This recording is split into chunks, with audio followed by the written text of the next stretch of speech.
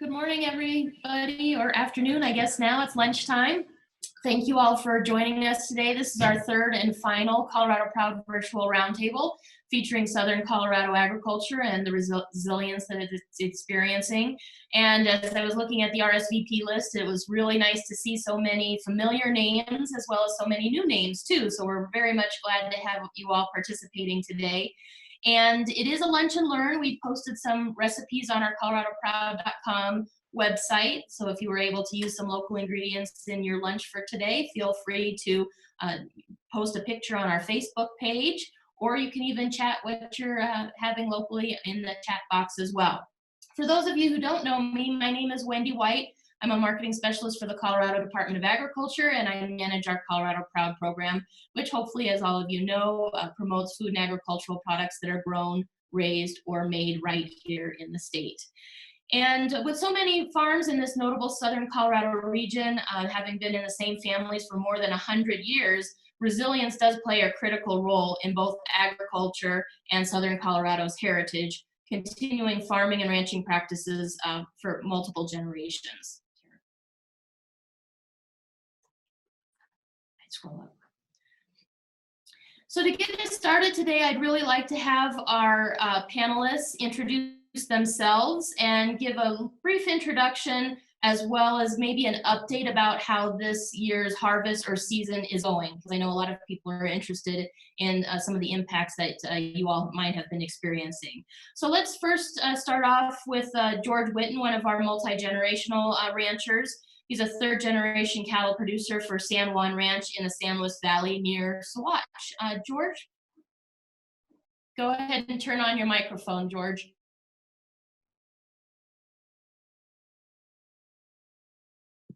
How's that? That's great. Hear me? Sorry. Hello, everyone. I'm excited to be here today, and I'm looking forward to this, actually. I'm a third-generation rancher. Our ranch is 127 years old. I calculated this morning. It's kind of hard to believe that. Sometimes I feel like I've been here that whole time, but not quite.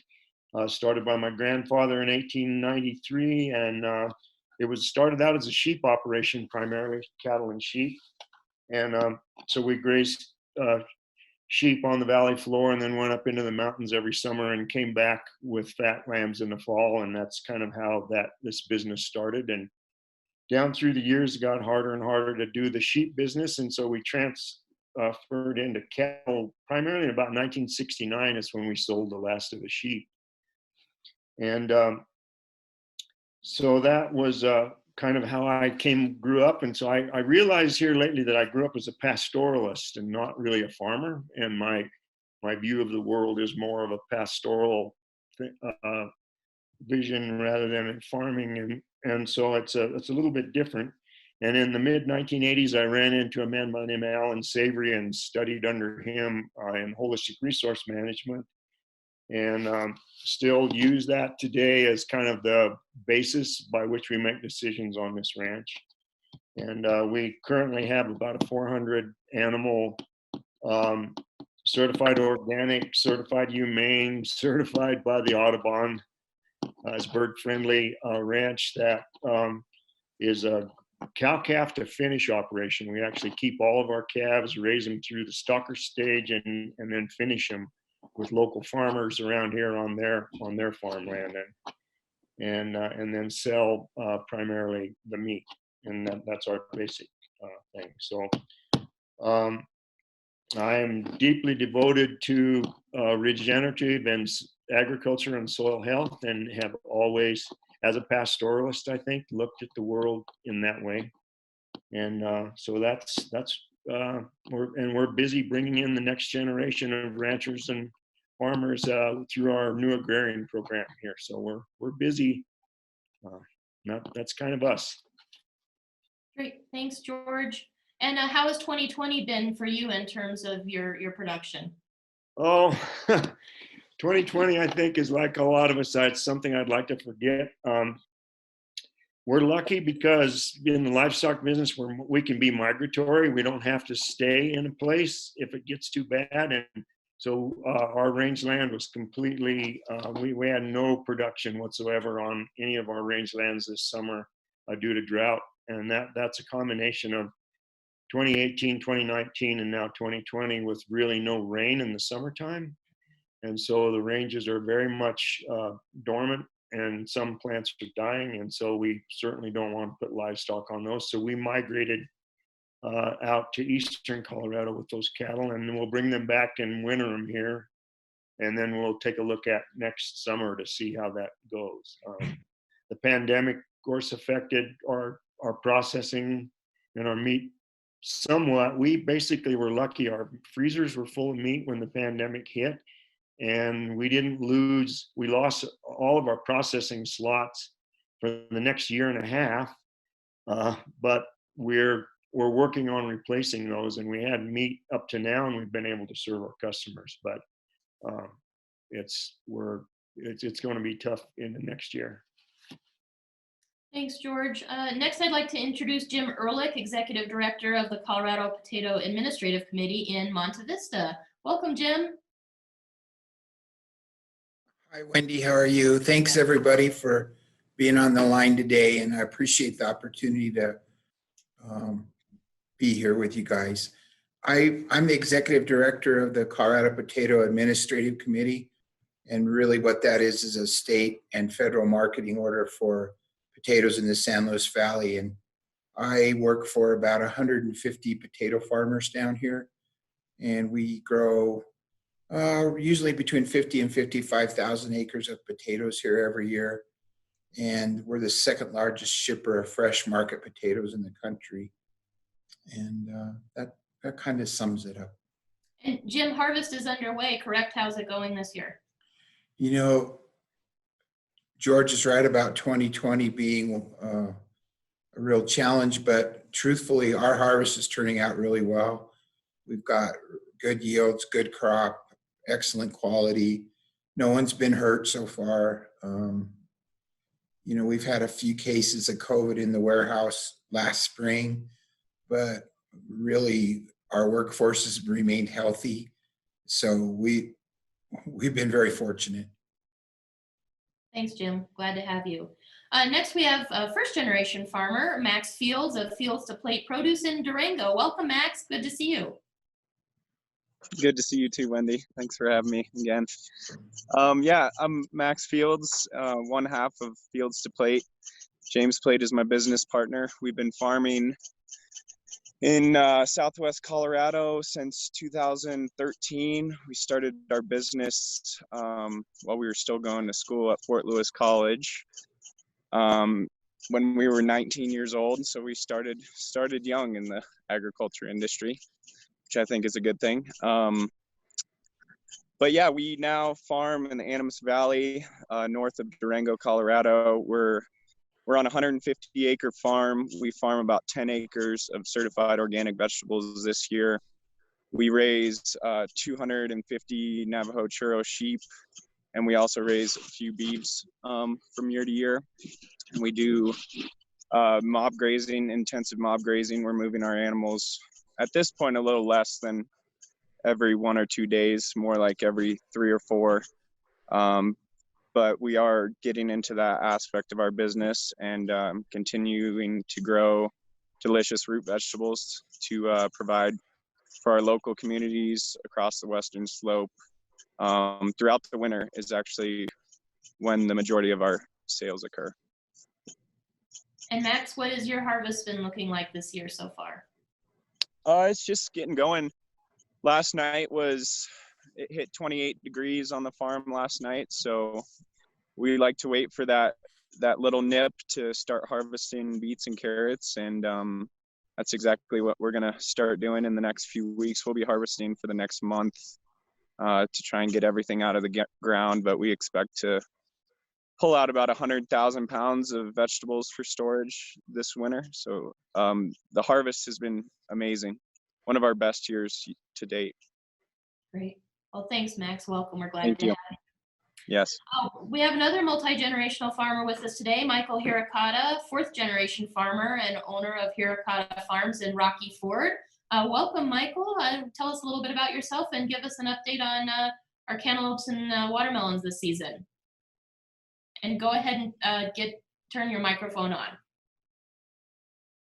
There you go. I was having some problems. I'm very technically challenged. We got you. You're good.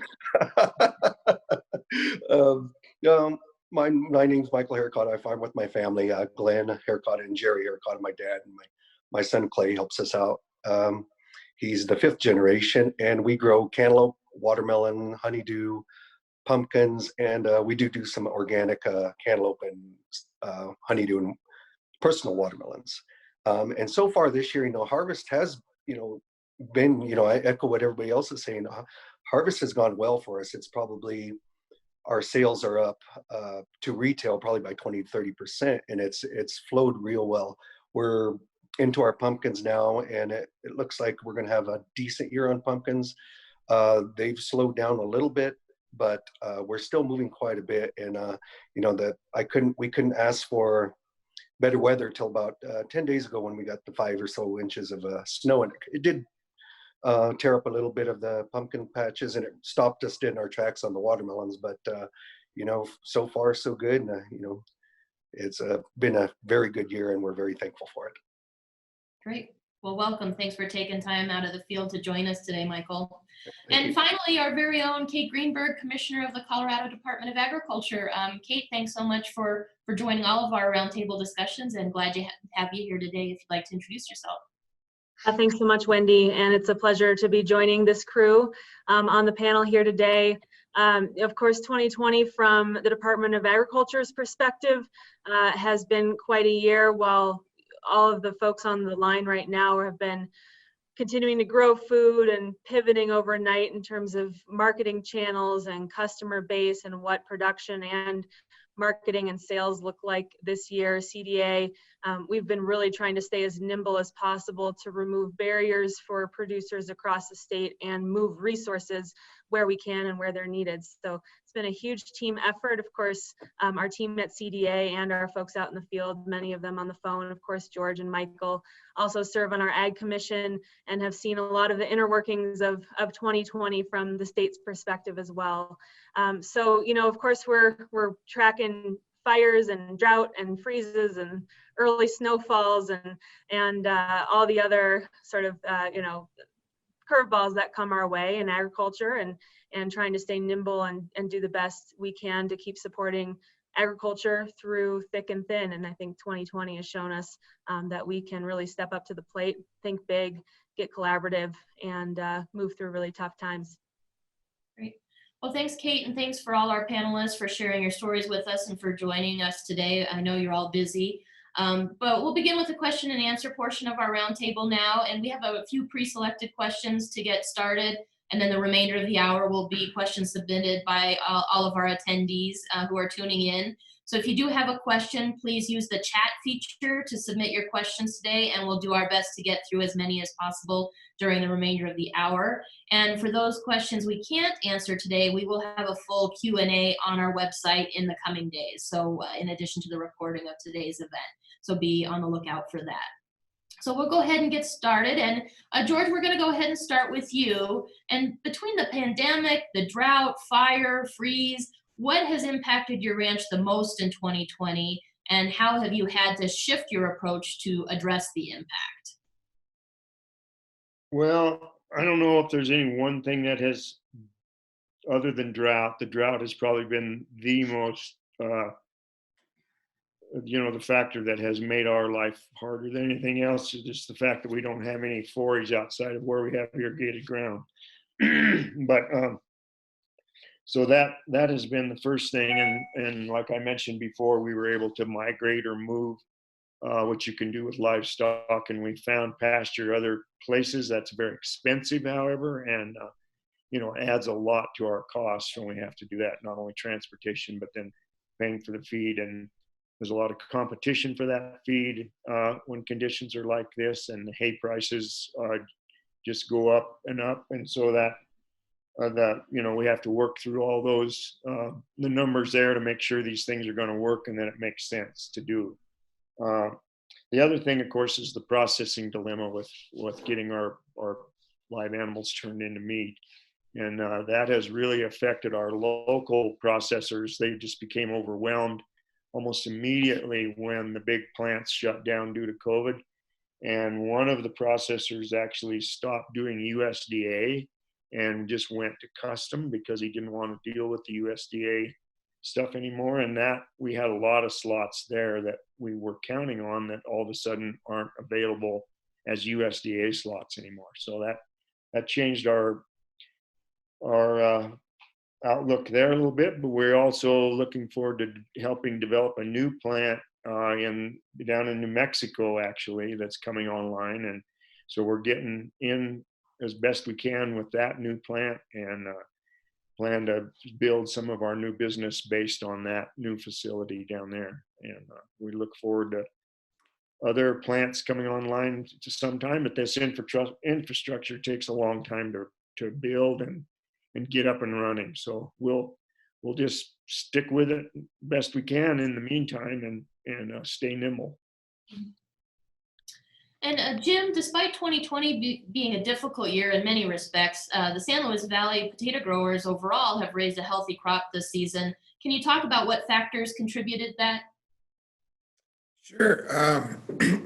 Well, it's a challenge for us to be farming at 7,600 feet in altitude every year. So we're normally saddled with a pretty short growing season and the threat of frost all the time, anytime. We actually flirted with a frost this year on the 1st of July. So instead of fireworks, we had frost. So warmer and drier isn't all bad for us. Drier is a problem. To George's point, we've had to pull really heavily on our aquifer this year in order to actually apply more water than normal because it was warmer than normal. But we got off to a really good start because it was warmer in the spring, and it helped our crops get established. And when you don't have a lot of rain, you also don't have the severe thunderstorms and hail that can accompany that. So, it's kind of a double-edged sword. You want rain. We get very little rain here anyway, but you don't want the hail that accompanies it. So we've been really fortunate. I keep saying that, but it's really true. We've had good growing conditions this year. Great. And Michael, many Southern Colorado farms have been in the same families for over 100 years, and resilience plays a critical role in both agriculture and the region's heritage. Why is generational farming important, and how might we inspire coming generations to invest in it? Well, it's important because you learn, my dad learned from his dad, I learned from my dad, and hopefully my son is paying attention to what I'm doing and what Glenn's doing. I don't know if we're the best teachers, but there's little, I wouldn't say secrets, but little things you can pick up just by being on the ground for so many years, being in the same weather. That the weather always changes, but the challenges that arise, and that helps you in life. If you get for instance, you get hailed out on a 70-acre field of watermelons that you've put $70,000 worth of plants out there. How are you going to survive? It makes you very resilient, very tough. And to come back the next year and want to keep farming and keep that lifestyle going, and just to keep the like you said, the heritage moving forward, and to be very tough. And things are not always peachy on the farm, and it's just I want to teach my kids that nothing comes easy. It's very hard life, but at the end of the day, when you see a good harvest come in, you can kick your boots off and be very happy of what you've done in that short amount of time, and you've made it through another season. You get to go to next year. You get to take a month in the winter time and watch it snow and relax a little bit. It's pretty rewarding. Great, thanks, Michael. And Max, you're a first-generation farmer. Can you talk about how you pivoted your business when the pandemic hit, and were you able to remain profitable? And were your distribution networks and connections a critical factor in that? To answer the last part of that question, yes, absolutely. The distribution networks were critical to that. A quarter of our business is through farmers markets, direct sales, and so we didn't quite know how that was going to work out coming into the new season, but our farmers market did a great job of making sure everyone felt safe, and vendors and customers included. And so we actually have had a record-breaking market season despite the pandemic. And also, and on top of that, the distribution networks working with wholesalers that we can get our produce. You know, we planned on growing a lot more produce this year, so that was also something that we were weary about. Once the pandemic hit, are we going to have outlets for all this produce? And having to be able to work with these folks who can get our stuff from Grand Junction to Aspen, to Telluride, those kind of mountain towns across the western slope was critical, and has been critical to our business. And so, yeah, we haven't made a massive shift in any way we're doing business, just besides the obvious ways of, you know, wearing a mask at market and having some social distancing things in place. But really, it seems like our community has been super supportive, and there's been a lot of positivity, and we actually have had a lot more tourists in town, which is, for better or for worse, it's helping our business at this moment in time. And it's so interesting because Silverton, the town just north of us, their heartbeat and the backbone of Durango arguably has been the Silverton train, and that hasn't gone up to Silverton once this year. However, they've had the best year economically on record as well. So it's a really weird thing that's happening down here, but we're not necessarily complaining. Thanks, Max. And Kate, coming from Durango and having farmed in southwestern Colorado yourself, can you talk about the significance of this year's drought compared to previous years, and what is the department doing to help address this?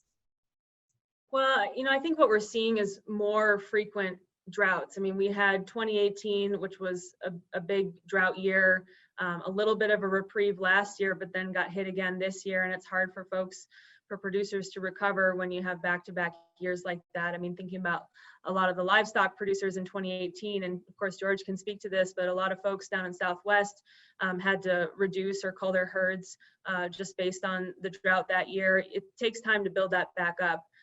You know, so I think there's certainly reverberating impacts over time when you have droughts like this back to back. In terms of what CDA is doing, there's a lot going on.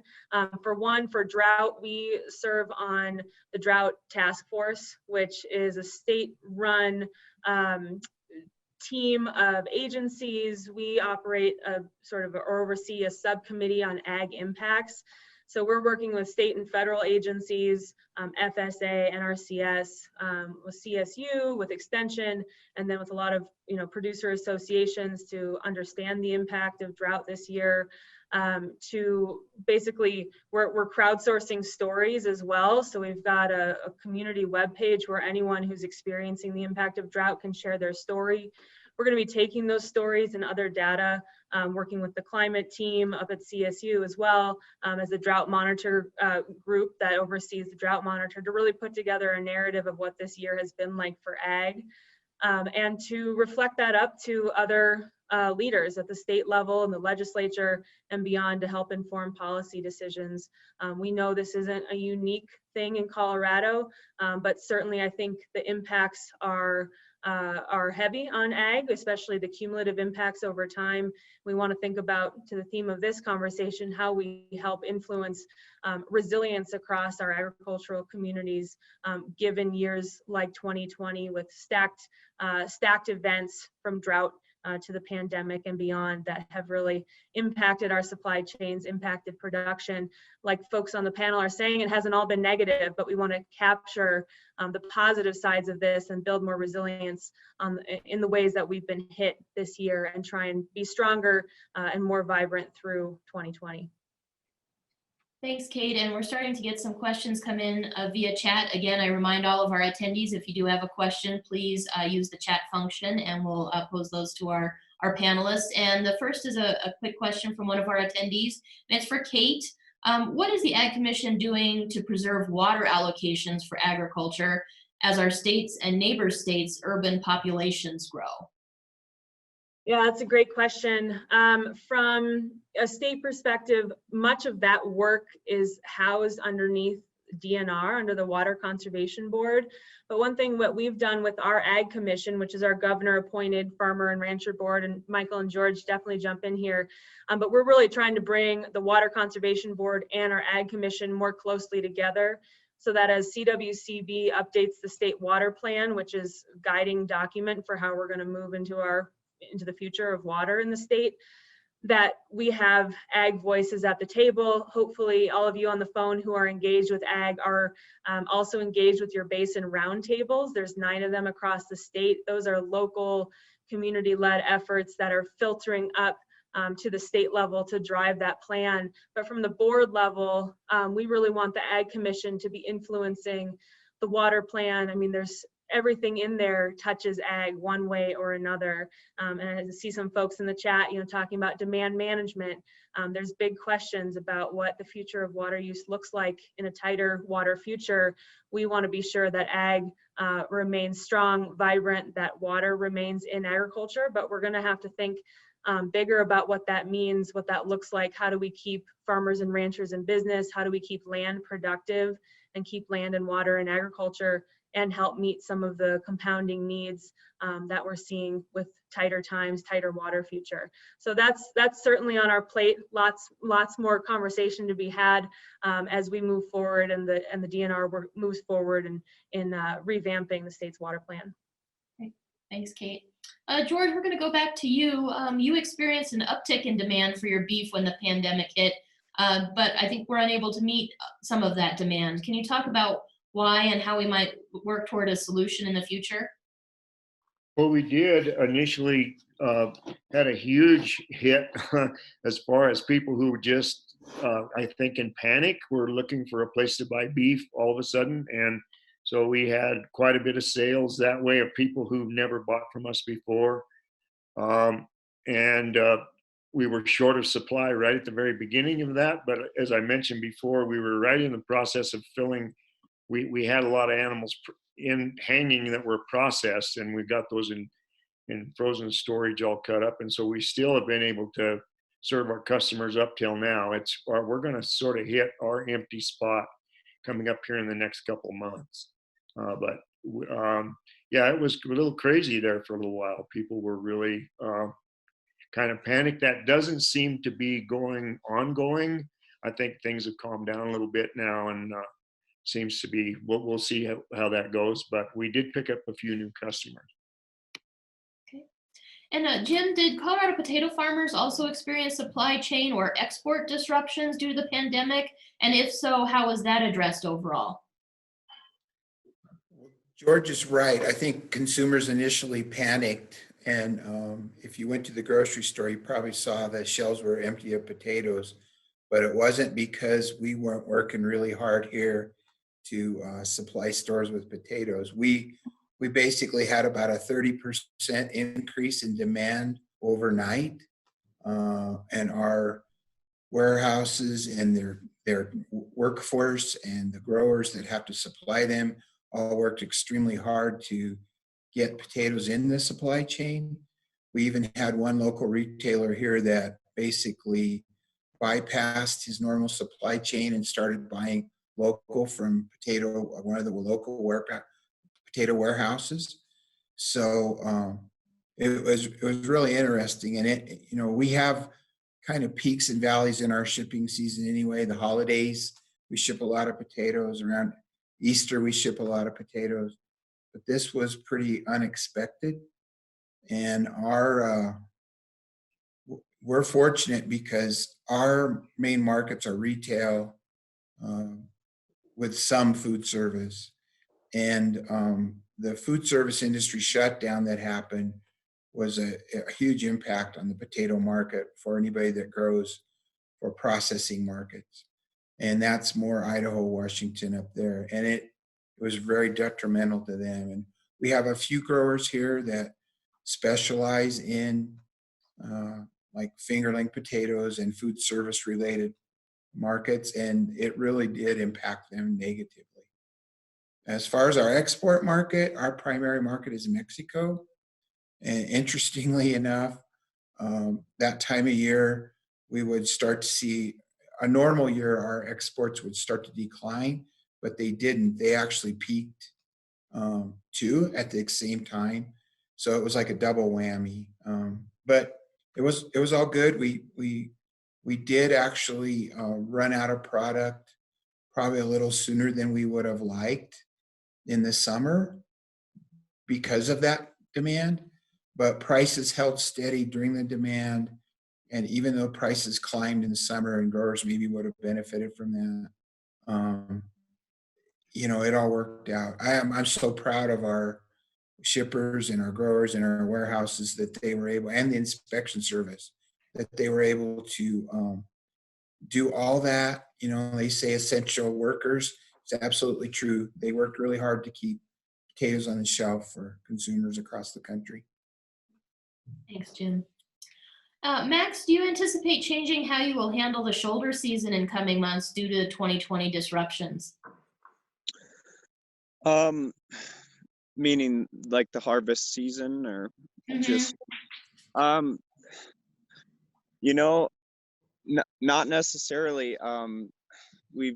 We just plan on doing kind of exactly what we've done, you know, just putting up as much as we can to be able to provide produce for this winter. I mean, who knows what might happen.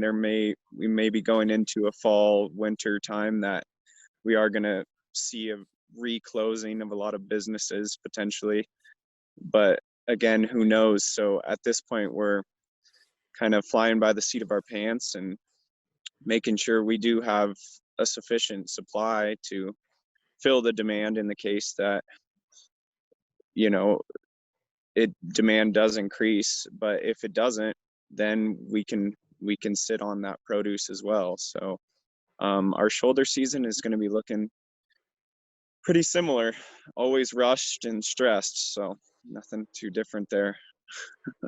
You're used to it, huh? Yeah.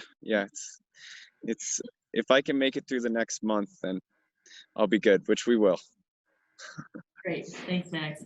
Michael, what changes to your farming practices, if any, did you make in the past 6 months to address the various challenges presented by the pandemic and drought?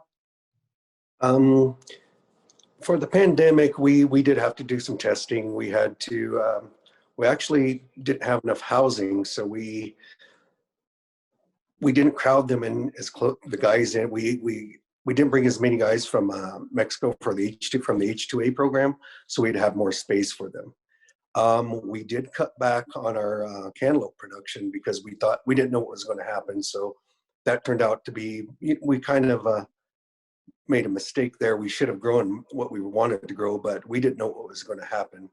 The social distancing, the masks, we usually offer out a bunch of tours during the summertime, but we had to cut that out completely because we just didn't want to, take any chances with anything. And as far as the drought went, we had to update one of our filtrations because here it would be extremely dry for 2 weeks.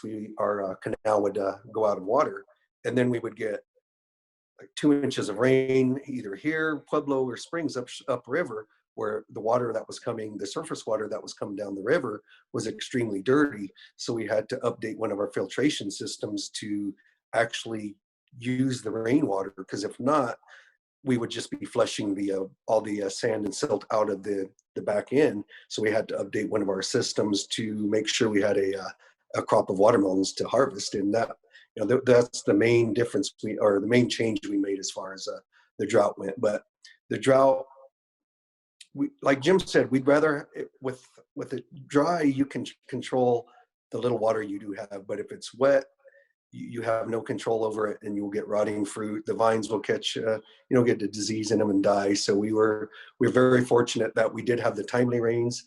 And when it did rain the inch or inch and a half every 2 weeks. It was extremely dry, so most of the water just soaked right into the ground, and we had it didn't really cause any damage because it was so dry. We were very fortunate this year. Well, I know I enjoyed some of those famous Rocky Ford cantaloupes this season, and they were some of the sweetest I've ever had. So thank you so much for keeping them coming. You're welcome. Thank you. And Kate, this has been a historic and challenging year for Colorado agriculture on many levels, as we know. What gives you hope that our farmers and ranchers will prevail and even prosper in the months and years ahead? No, I think in some ways we don't need hope because we've got clear examples of how they're doing it, in which we've heard today.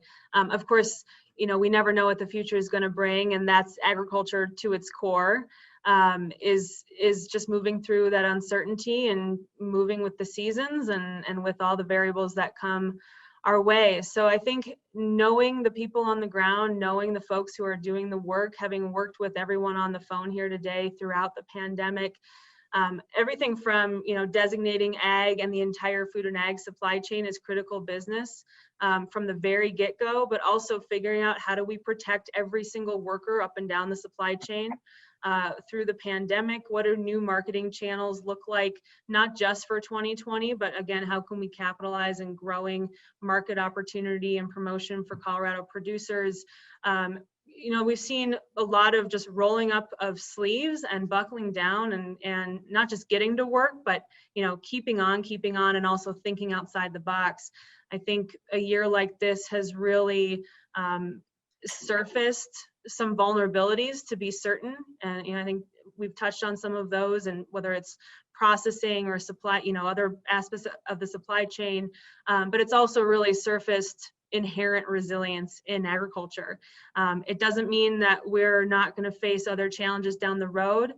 We're certainly thinking at CDA about how do we support our producers in making changes, in adapting, in building resilience, which inherently takes risk. Are there ways that we can continue to partner with producers and with folks across agriculture to help absorb some of that risk as we all face, more uncertainty and more trying times? So my hope is in the people. My hope is in the commitment and the passion that everyone here on the phone and all folks across the state have in agriculture and in the land.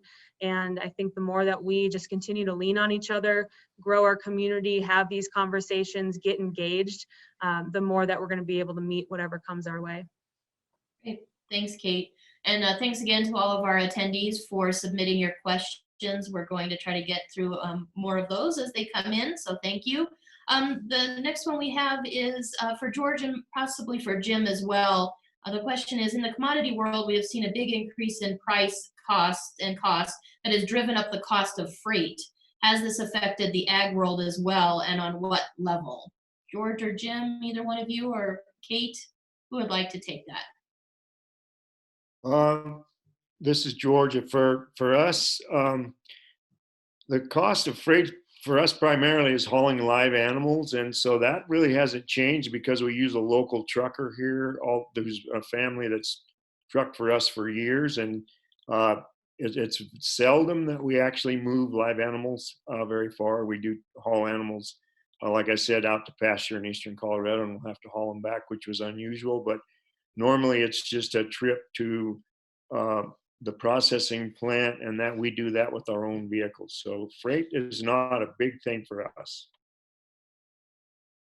Yeah, with the decline in the cost of fuel, I haven't heard of anyone really complaining about the cost of transportation going up. But we did have less product to move this summer.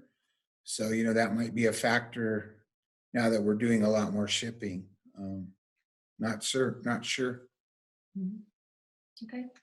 Anybody else want to add to that? Good. All right, Max, the next one is for you. What excited you to get into farming, and what advice would you give to other young people looking to get into agriculture? It's a great question. What excited me to get into farming?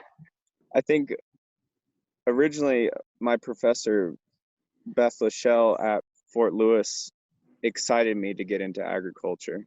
So I had an inspirational figure in that sense, and was very lucky because she pushed James and I to kind of get into ag as we were taking courses with her, but we did grow up in urban Denver, so it was a big shift for us for sure. And as far as advice with starting a business, it's like any other thing in life. It's just about your drive and hard work. We've we've struggled for many years at the beginning of our business, and we just kept pushing and kept growing and kept learning.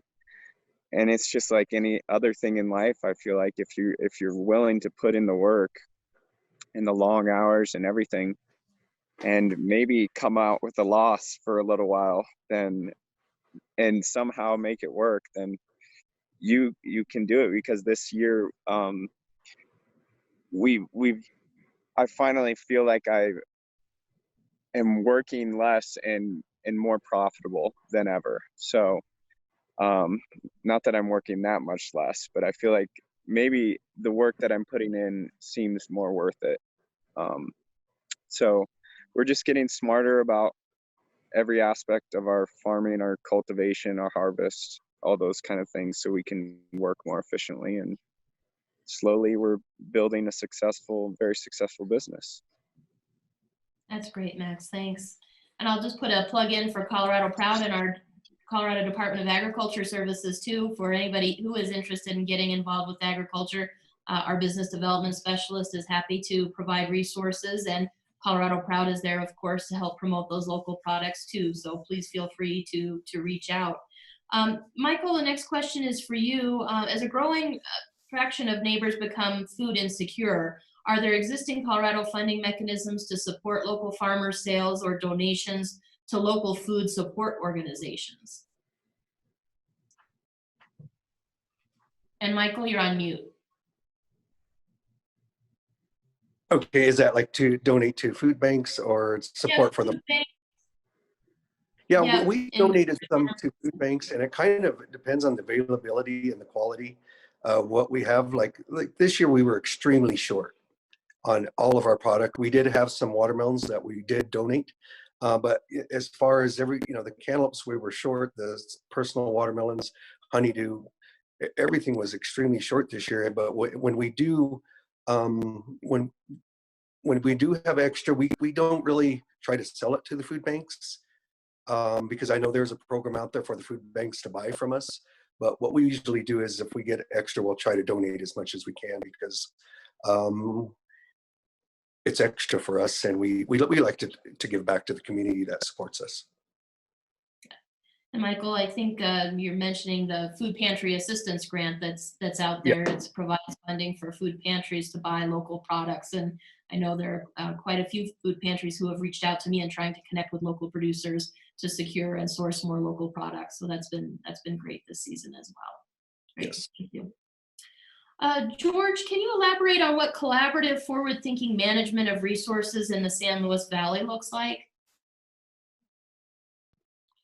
Well, that's a big question, Wendy. I think resource management in the San Luis Valley, generally our aquifer is the thing.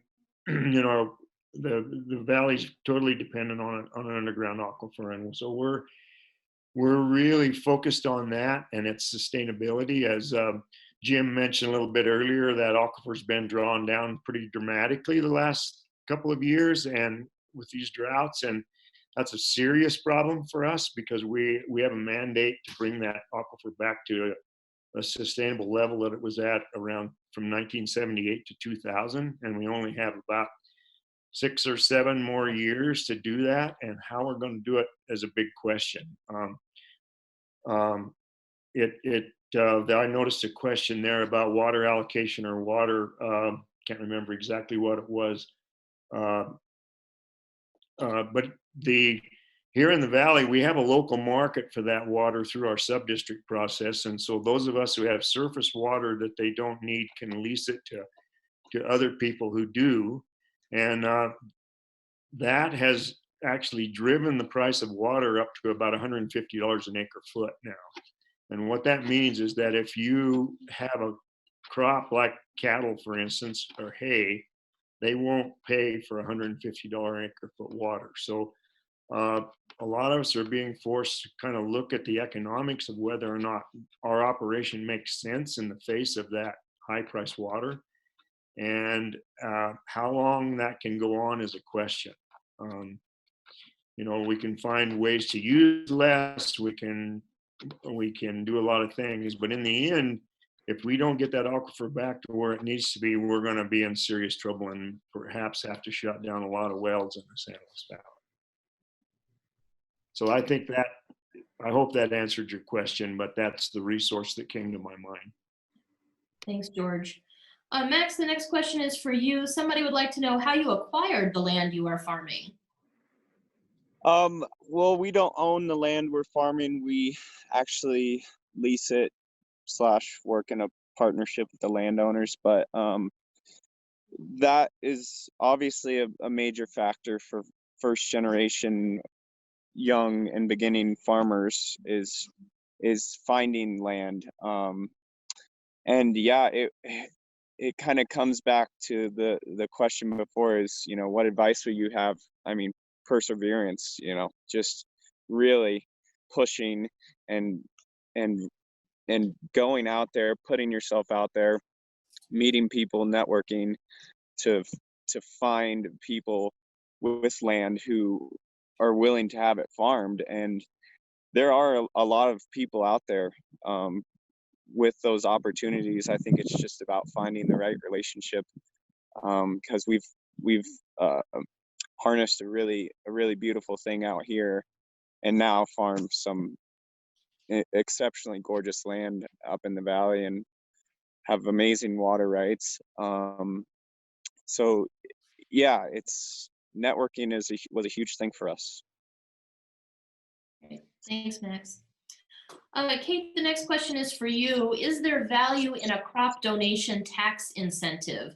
And if so, what would it need to look like to be meaningful and helpful to farmers? That's a good question, and I might kick that back to George and Michael and Max and Jim and see from their perspective if that's something that would be useful.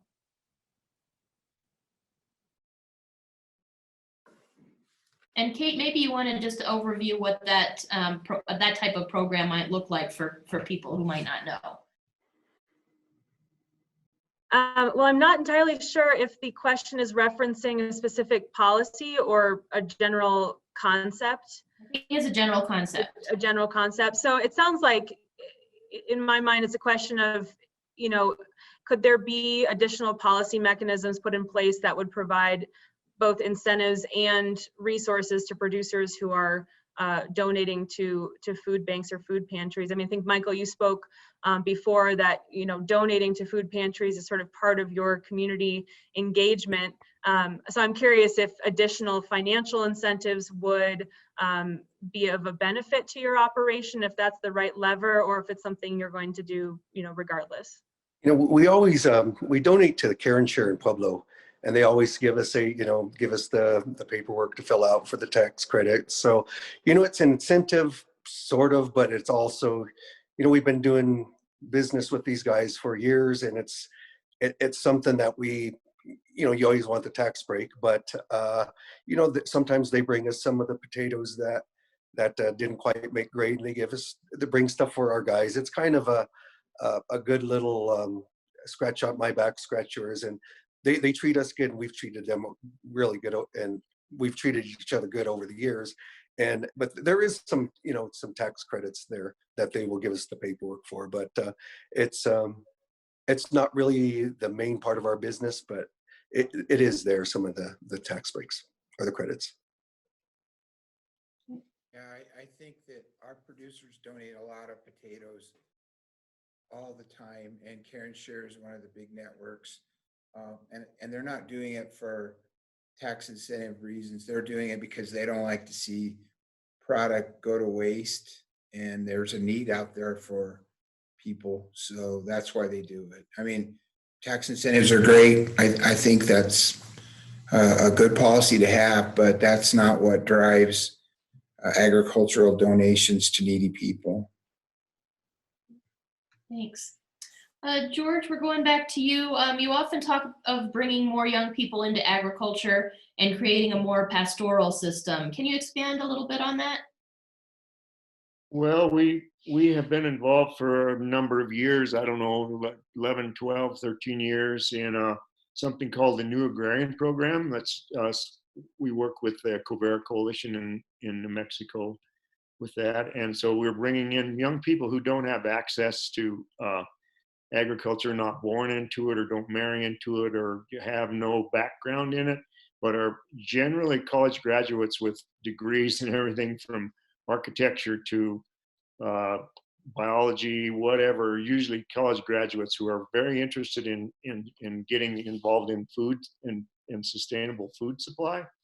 And so we bring those on as apprentices, and they spend from 8 months to a year to sometimes 2 or 3 years with us, depending on who they are and how far along they want to go.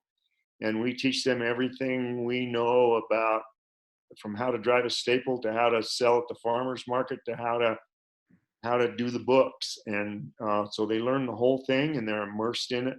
And it brings a lot of energy and excitement through the door every morning, and sometimes a lot of problems and frustrations, but it's all worth it. And yeah, so that's one of the big parts of our operation that's a little different than others. And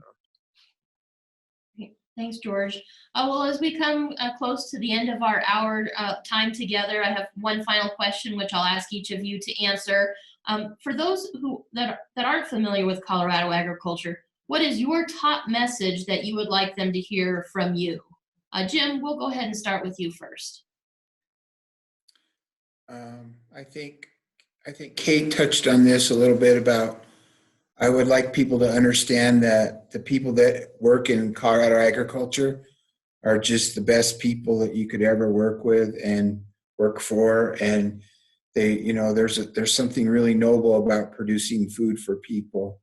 And I think that's a real key. And then also, I think going along with that, you know, we all know it's getting warmer and drier and the climate's different. And this talk about resiliency, we need to figure out as a state how we're going to manage our water resources so that you have the benefits of local agriculture and the ecosystem services it provides, and also have water for urban needs.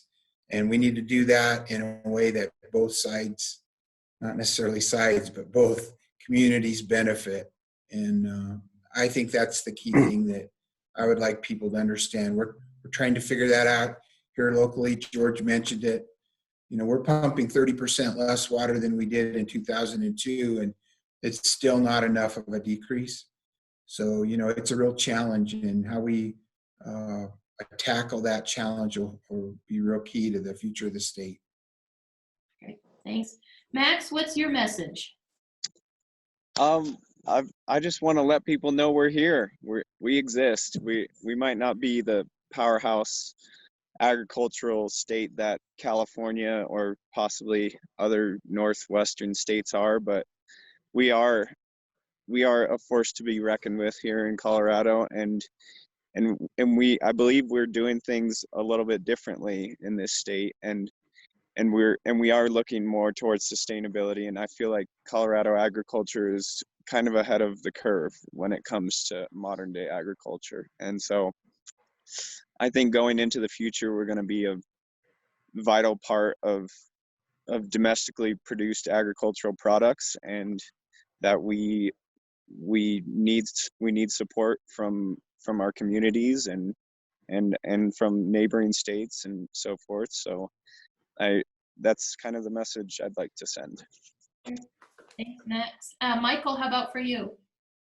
I'd like to say, Colorado is very special because there's not too many states that have the produce, the beef, even the alfalfa here is better quality than anywhere in the United States. So, I'm very biased to the fruit part of it.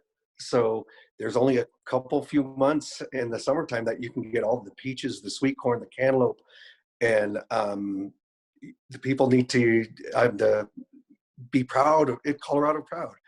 you got it in your logo, and it's something that we should all be proud of and look forward to. And when you see the California cantaloupe in the wintertime, don't buy it. Wait till summertime to get Rocky Ford cantaloupes. Thanks, Michael. I think that's sage advice for sure. George, how about you? Well, I just reiterate what everybody else said. I'm very proud of who we are, and especially my community here in the San Luis Valley, how hard we've worked to create a sustainable water supply and deal with the impacts of well pumping on surface rights and all of the things we've done. And that's been a tremendously hard thing for us to do, but we're working at it all the time. And I believe that we will come through this with a much better, more sustainable community from that. And the other thing is to buy local and to buy, the products that we produce here locally. I really want to focus more and more on sort of getting away from the commodity-driven market and more into local sales. And I just feel like that's the real future for us, especially. So I advise people to do that when they can. Thanks, George. Appreciate that support too. Kate, how about you? Well, certainly ditto to everything that's been said. I think to add to that, for folks who are not connected to agriculture, in a way that they recognize agriculture is a part of everything we are in Colorado. It's our landscape, it's our water, it's our food, it's rural economies. And I think for folks who are on listening who don't have that connection, you actually do have that connection. You live in an agricultural state that is so incredibly diverse. Michael touched on this, diverse in scale in what we produce in the regions and climates that we have to grow and raise crops and animals. It's really beautiful. And hopefully, as you can tell from this conversation, I think there's a really deep sense of community across Colorado agriculture for, whether or not we know one another. I think those of us in this world have a deep, deep passion and love for it. And that connects us across the state. And that's something that anybody can be a part of. And Wendy, what you've done this year with Keep Colorado Strong as part of Colorado Proud, with Danielle's work and, in marketing and business development, and really the whole marketing team, what we've put in, what you've all put into standing up more opportunities for producers, connecting consumers to producers across the state. In my mind, I hope is just a glimmer of what's to come in building those relationships and business opportunities for Colorado Ag. So I'm honored to be a part of this community and so delighted to have the chance to be in this work with everyone here today. Well, thanks, Kate, and thank you all of our panelists for joining us today. We know you're all very busy, so thanks for sharing this time with us. I do encourage everybody to keep an eye out for more information, as we'll be announcing our second annual Colorado Proud Symposium later this year, and as well as other events and resources from the Department of Agriculture. We did record today's event, and we'll have that recording available on our Colorado Proud website, along with answers to any questions that we weren't able to get to in the time that we had. If you do have additional questions or ideas that weren't addressed during the round table, please email coproud@philosophycommunication.com. And I encourage you to just enjoy the rest of your Tuesday. Stay safe, stay well, buy Colorado Proud, and thanks for your support. Thanks for joining us today. Have a great day.